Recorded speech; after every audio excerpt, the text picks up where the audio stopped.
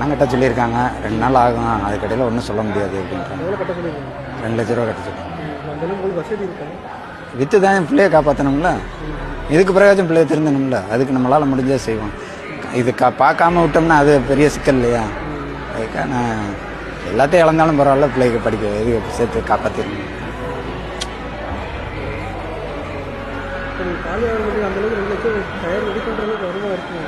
பார்ப்போம், பரட்டுவோம், எவ்வளவோ பரட்டுறேன். ஒய்ஃபுக்கு இப்போ தான் ஆப்ரேஷன் பண்ணேன், 12 லட்ச ரூபா காவேரியில் வச்சு பார்த்தேன், சமாளிச்சிட்டேன். அது முடிகிறதுக்குள்ளே அடுத்து கண்டினியூவாக இருந்துக்கிட்டு இருக்கேன். என்ன பண்ணுறது? படிப்பு செலவையும் பார்த்து இதையும் பார்த்துக்கிட்டு இருக்கேன். இப்போ எல்லாம் கடவுள் மேலே பாரத்தை போட்டு போக வேண்டியது. இவங்க இடக்காங்க, நான் ஆரம்பத்துலேருந்து போகாதறான்னு தாங்க சொல்லிக்கிட்டு இருக்கேன். இவங்க கட்சி வந்து நம்மளுக்கு என்னங்க இது பண்ண போகுது? நம்ம உழைச்சா சாப்பிட போகிறோம். இந்த இப்போ பார்க்குறாங்கன்னு பார்த்துக்கிட்டே இருக்க போகிறாங்க. 41 பேர் செத்தவங்களே பார்க்காதவங்க இங்கே தான் வந்து பார்க்க போகிறாங்க.